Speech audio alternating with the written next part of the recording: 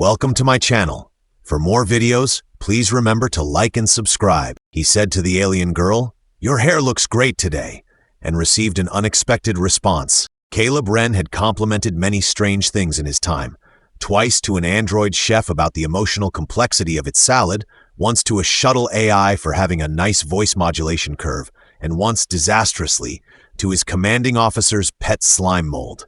But never, not once, had he meant it to start anything serious.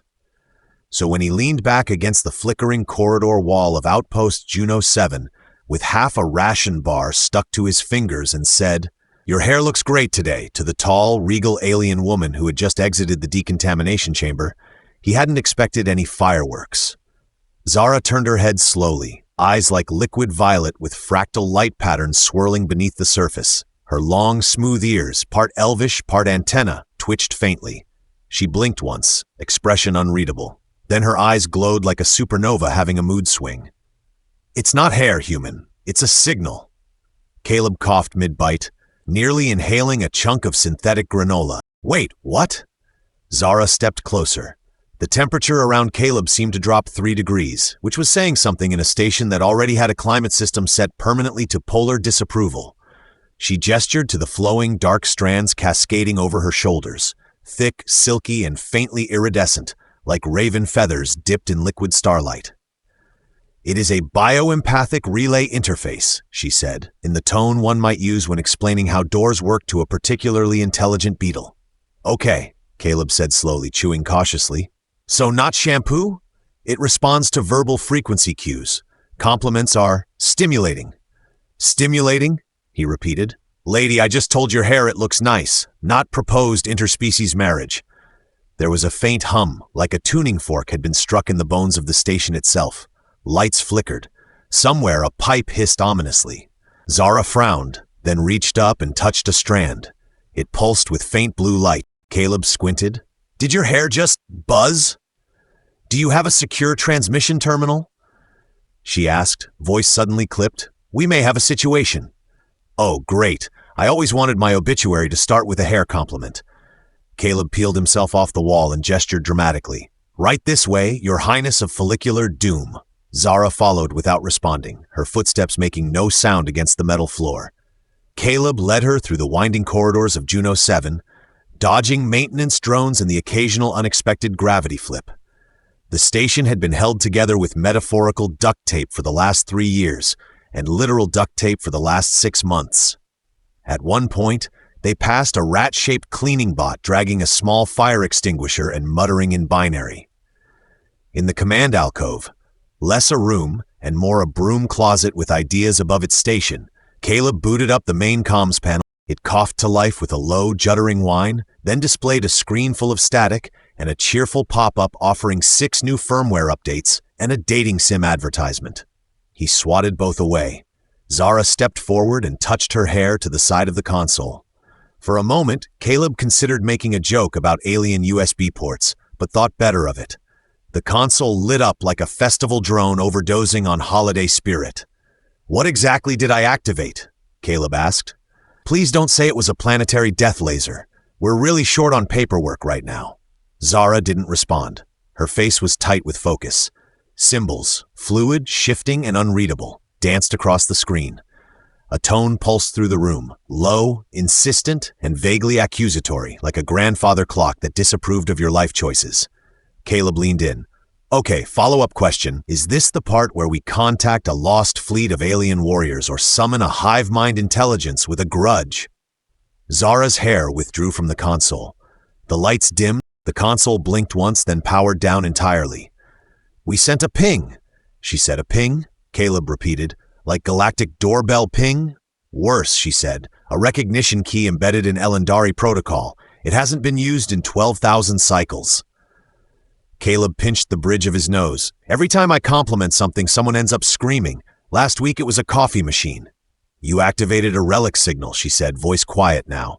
"An echo of command authority. If the old networks still exist, they will answer." "Is that bad?" Zara tilted her head. "That depends. Do you enjoy being studied, dissected, or drafted?" "Well, dissected's a no. Studied's negotiable depending on the lighting. Drafted?" He shrugged. "Been there. Flunked that." A tremor ran through the station. Distantly, alarms began to wail, low and off-pitch, as though even the emergency system wasn't entirely convinced of the threat. Zara turned to him, eyes narrowing. "We must leave this facility now." "You brought a ship, right?" Caleb asked. "Because mine's currently in 12 pieces, most of which are being used to prop up the bar counter." "I arrived through a quantum gatefold," she replied. Caleb stared. "So, that's a no?" The door hissed open. A spherical maintenance drone rolled in, scanning the room, then abruptly beeped and exploded in a puff of confetti. "Okay," Caleb said. "I admit that was both festive and terrifying." Zara was already moving. Caleb scrambled after her, dodging the sparks now flying from ceiling panels. As they raced through the station, lights flickered and small anomalies began to form, tiny loops of space folding into themselves, reality hiccuping as if the universe were trying to sneeze but forgot how. "What exactly are we running from?" Caleb shouted. "Not what," Zara said grimly. "What's coming to us?" They rounded the corridor corner just as a section of wall dematerialized and reformed as a translucent sculpture of Ziara's face, which then glared down at them and muttered in a language Caleb couldn't understand, but that sounded suspiciously like a warning. He stopped. "Okay, I take it back. Your hair looks terrible today." Zara didn't stop walking. "Too late. The network already likes you."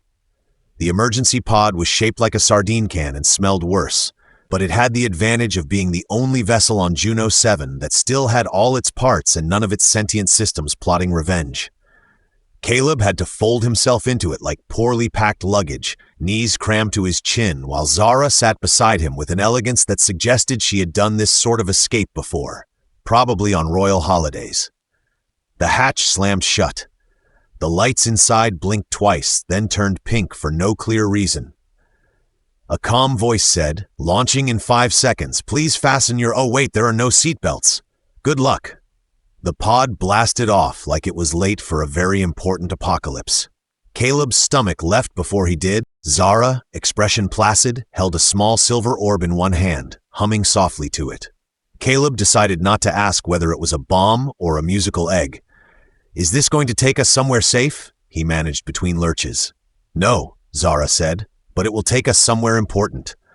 That's what they said about the last family reunion I attended. Ended with a barbecue fire and my uncle declaring war on an inflatable gazebo. The pod shuddered as it hit the outer layers of the moon's atmosphere, or rather, tunneled through it. A sharp jolt knocked the orb from Zara's hands. Caleb caught it, barely, holding it like someone who'd just been handed an angry hamster. What do I do with this?" "Do not insult it." "Insult it?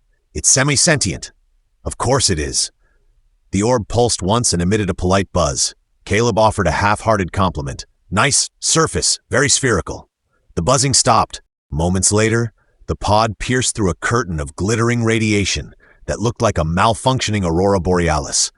Outside, great columns of crystal jutted from the landscape like alien teeth.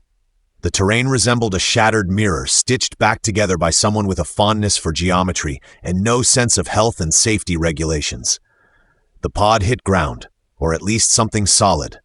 With a bounce, skidded 30 meters, then lodged itself into a crystalline outcrop that politely restructured itself to cushion the impact.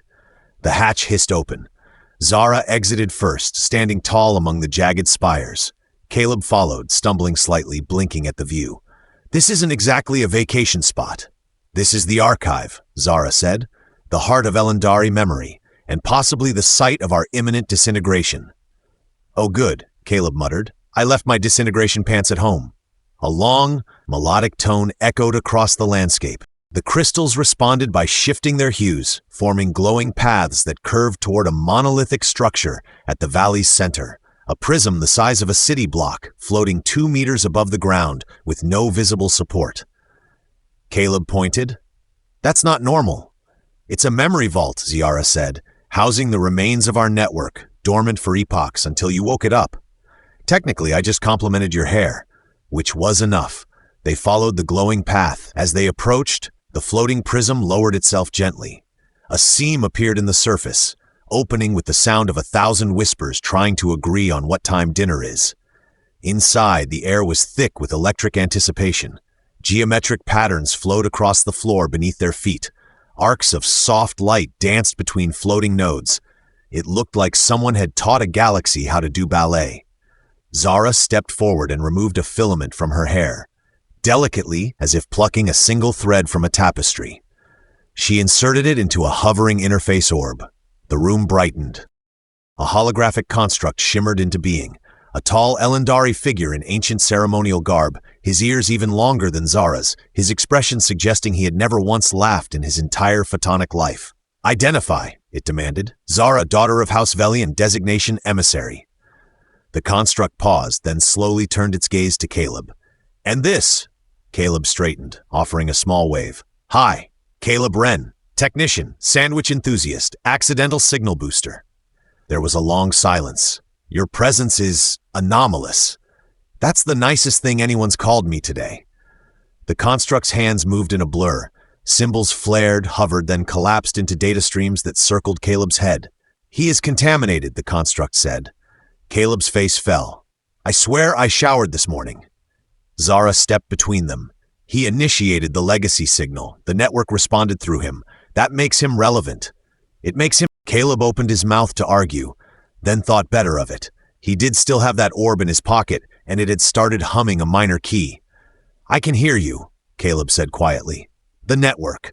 In the back of my skull. It's like someone whispering math into my ear while juggling cats." The construct tilted its head. "Interesting." The data streams halted. The light in the chamber shifted from white to a gentle, flickering blue. The construct raised its arms, and from the floor rose a platform bearing a single crystalline chair, clearly designed for someone with extra spinal flexibility. Zara gestured. "You must sit." Caleb looked at the chair, then back at her. "Does it come with lumbar support?" "Sit." With the enthusiasm of a man stepping into a dentist's office staffed entirely by velociraptors, Caleb sat. Immediately, lights surged through the floor, through the chair into him. His vision exploded outward, and the archive unfolded, millennia of Elendari history crashing into his thoughts, like flipping through a universal encyclopedia written by poets with ADHD. He saw wars fought with harmonics, planets grown instead of built, a civilization that bent probability like origami, and he saw a shadow, something ancient, hungry and listening. Caleb blinked. "Something heard us, out there." Zara's face paled. "The Nile." The construct pulsed. "They will come." Caleb slowly stood. "Cool. Great. Can we go back to the part where I said your hair looked nice and none of this had happened yet?" Zara placed a hand on his shoulder. "It's too late for that." Behind them, the vault doors began to close. The chair hadn't technically exploded when Caleb stood up, but it definitely sighed like it wanted to. A low chime echoed through the crystalline vault, somewhere between a warning and an awkward throat clear from the universe itself. Caleb tried to walk in a straight line, but staggered slightly, like a guy whose brain had just downloaded a few terabytes of alien history through a slot designed for awkward dad jokes. "I know Kung Fu," he said quietly, then winced. "Actually, no, I know. Urban planning. Ancient Elendari urban planning. With traffic circles. Why do you people love traffic circles so much?" Zara looked at him like he had sneezed on a relic. "You just interfaced with the most sacred memory repository of my people, and you emerged. This." "I'm trying to cope," Caleb said. "Half the network in my skull keeps reminding me about power grid redundancies, and the other half wants to sing lullabies about something called the dissonant one." Zara turned back toward the construct, which was now calmly awaiting further orders, arms folded behind its back like a patient librarian. "The Nil will come," she said. "We must initiate the Cascade Protocol." The construct blinked once. "You are not authorized." Zara's ears twitched. "I am a Velian. You are only half." Caleb raised a hand. "Can I vote? I feel like I'm sort of a majority stakeholder now in whatever brain-share agreement we've got going." "You are a contaminant," the construct said dryly. "Well, you're rude." There was a long pause. Then the construct turned and triggered a series of platforms rising from the floor in a spiral. "To access the protocol, the hybrid must complete the concordant trial." "Trial?" Caleb said. "Why is there always a trial? Can't we just do a team-building exercise or a trust fall?" Zara walked up the steps ahead of him. "The trial measures worth." Caleb trudged after her. "That's exactly what my gym teacher said before the rope climb. I threw up halfway up the rope, and that was on Earth gravity." The chamber they entered shimmered as the walls dissolved into a dome of stars, constellations shifting in impossible patterns. Caleb felt something tug at the back of his thoughts, like a fishing line hooked into his daydreams. A glowing sphere appeared before him, pulsing with kaleidoscopic color. Zara stepped back. "This is a simulation space," she said. "The network will test your intentions, your decisions, and your understanding of Elendari balance." "So a pop quiz?" Caleb said. "Great, I didn't even bring a pencil." He stepped forward. The sphere expanded instantly, swallowing him whole. He landed on a floating platform above a sea of glimmering memory strands, like he'd just fallen into a music video made by a sentimental AI. A voice rang out, calm and oddly British. "Scenario 1. You are a fleet commander facing a population of colonists demanding independence from centralized control. Do you—" "I give them independence," Caleb said. "You didn't let me finish the options. I don't need them. I've read enough history to know the alternative is 20 years of rebellion and one bad musical adaptation." There was silence. Then the scene shifted. "Scenario 2. Your co-pilot is infected with a nanoplague. Do you quarantine them or search for a cure, risking spread?" "I quarantine them and search for a cure." "Look, I don't want to be the guy who saves the day and spreads the apocalypse at the same time. You get statues built of you, but also, like, warning signs." More silence. The environment faded. Caleb stood once more in the starry dome, facing Zara. The construct reappeared. "Trial complete. Result: erratic, inefficient, humane. Protocol access granted." Zara blinked. "That's it?" "I think I annoyed my way through it," Caleb said. A sudden pulse rocked the chamber. Alarms flared in harmonic tones. The orb in Caleb's pocket began to hum an urgent warning. Zara turned. "The Neil are here." Caleb groaned. "Can they at least knock?" The construct turned toward the far wall, where a section dissolved into a map of the surrounding quadrant. Black, writhing signatures twisted in from the void, converging on the archive. "They have detected the awakening of the core signal," the construct said. "They seek absorption. You must initiate defensive cascade." "Right. Let me just push the big red button labeled Save Everyone," Caleb muttered, but Zara was already holding out her hands. He joined her at the interface. The console rose again, a smooth circle of energy. Caleb placed his hand on it, and the archive responded with a low chime. The platform below them began to rotate, humming softly. "We need a signal strong enough to repel them," Zara said. "One that resonates beyond logic into chaos." Caleb stared at her. "You mean, like jazz?" Zara blinked. "Jazz?" He grinned. "You're lucky. I took trumpet lessons when I was 11. I was terrible, but no one could predict what sound I'd make next." The construct looked briefly horrified. Caleb accessed the network through the interface. His thoughts scattered through the archive, accessing sound archives, emotional spectrums, old Earth music. He mashed it together with fragments of Elendari harmonic sequences and added one small horrible flare. His off-key rendition of "When the Moon Hits Your Eye." The archive pulsed. The ground trembled. Outside, the sky turned a bright, blasphemous orange. The Neil fleet paused. Zara stared. "There?" Confused. Caleb shrugged. "Told you jazz?" The construct spoke again. "They are not engaging. The signal has destabilized their synchronization." "Should I keep singing?" Caleb asked. "No." Outside, the Neil began to retreat, coils of dark matter writhing backward through space like offended spaghetti. Zara looked at Caleb, then burst into laughter, dry, restrained, but unmistakably amused. Caleb leaned on the console. "So, does this mean I pass the trial and get a sticker?" "You get to live," Zara said, "and possibly be recorded in Elendari legend as the human who weaponized chaos." "I'll take it. But if they ever make a statue of me, I want better hair." Zara's eyes twinkled. "We can arrange that." Caleb sat cross-legged on a hexagonal data platform, poking at a miniature floating projection of his own brain. The image pulsed every few seconds, accompanied by a faint chime that sounded suspiciously like a disappointed microwave. A secondary screen hovered beside it, covered in Elendari script and something that looked like an aggressive Sudoku puzzle. "I think the network's giving me feedback," Caleb muttered. "Mostly about how disorganized my thoughts are. It just tried to alphatize my emotions." Zara stood nearby, interfacing with the archive. "That's not feedback. That's a containment response. Your internal monologue is difficult to pattern." "I've been told that before," he said, reaching into the hologram and flicking a thought labeled existential dread. It spun off like a paper airplane. So now what? We jazzed the Nil into retreat. Are we just going to sit here and hope they forget we exist? The Nil do not forget, Zara said. They adapt. The dissonant signal you created confused their link, but they will return with a buffer to counteract it. The archive estimates we have, she paused, checking the numbers. 11 hours. Caleb whistled. That's not enough time to build a superweapon or invent a better exit plan. It may be enough to finish the convergence. He squinted. That sounds like something ominous and probably involving my spleen. The network is evolving, she said. Your presence accelerated it. Human unpredictability merged with Elendari architecture has begun a cascade we did not anticipate. Ah, Caleb said. So the plan is, ride the wave of accidental innovation and hope it doesn't kill us? Zara tilted her head.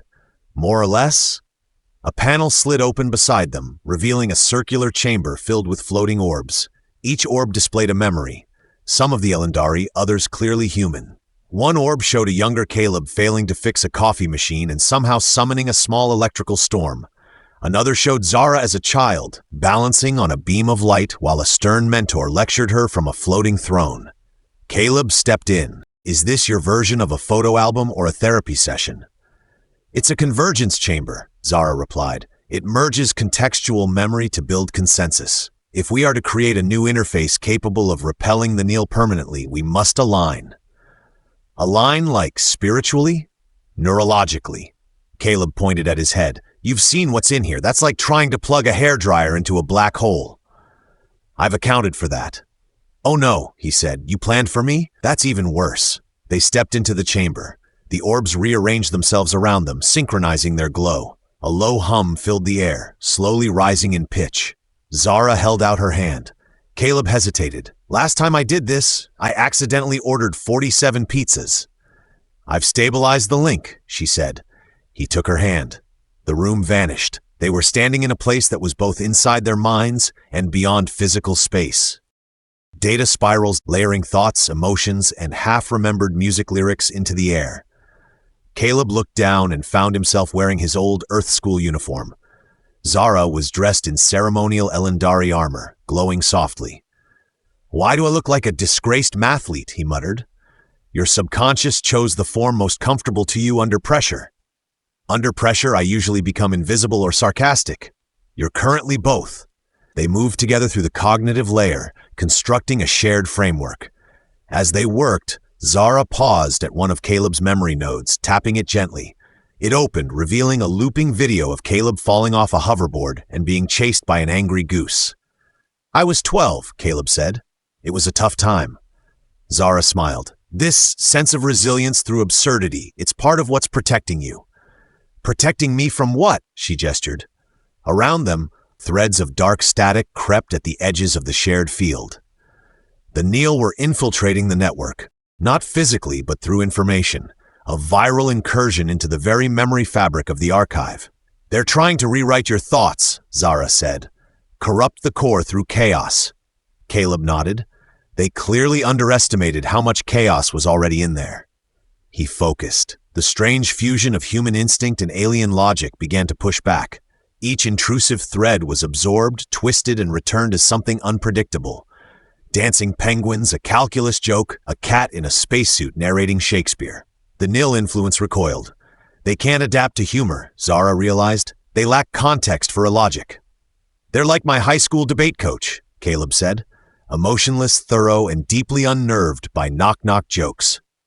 The memory field stabilized. A new construct formed in the center of the chamber, a swirling lattice of data interwoven with strands of hair-like filaments. It pulsed with energy. Zara stepped forward. This is it, the new interface. It uses your unpredictability as a shield, a recursive subroutine powered by humor. I built a comedy firewall? Caleb asked. You built a defense mechanism the Nil can't predict, she said. It's alive, it grows, it learns from contradiction. I named it Gerald, Caleb said. Why Gerald? I don't know. It felt right. The chamber began to dissolve around them as the convergence completed. The orbs faded. The network buzzed in approval. Caleb and Zara stood once more in the archive chamber, now lit by the soft glow of the new construct hovering above them like an amused satellite. The construct spoke in Caleb's voice. "Hi, I'm Gerald. I'm here to confuse your enemies and occasionally dispense life advice." Zara turned. "We are ready." Caleb exhaled. "So, Phase 2? Phase 2, she agreed. Behind them, the archive began to reconfigure, adapting to Gerald's presence. The platform below them rose. The sky above flickered with a distant, returning shadow. The Nile had adapted, but now Gerald activated with a musical chime that sounded eerily like someone tuning a rubber chicken. The floating construct expanded, weaving trails of light and digital nonsense into the atmosphere above the archive. The network pulsed with a strange new energy, part logic, part improv comedy, and somewhere, somehow, a disco beat emerged from the ether. "The Nile fleet is breaching the perimeter," the construct intoned in Caleb's voice.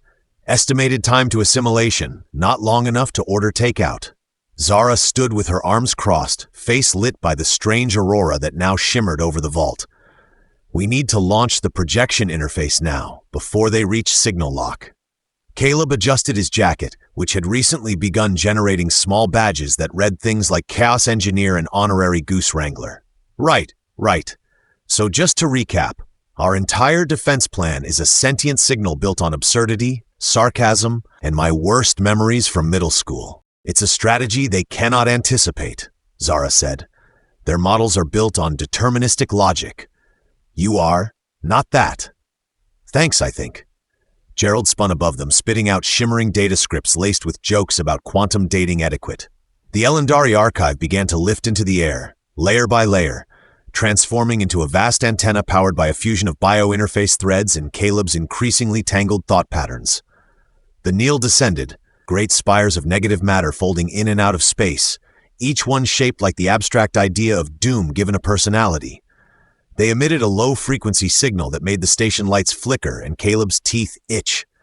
"Broadcasting now," Gerald announced, "deploying counter-chaos sequence with style." The beam shot out from the top of the archive like a spotlight from a nightclub trying to contact deep space comedians. Across the void, the Nile hesitated.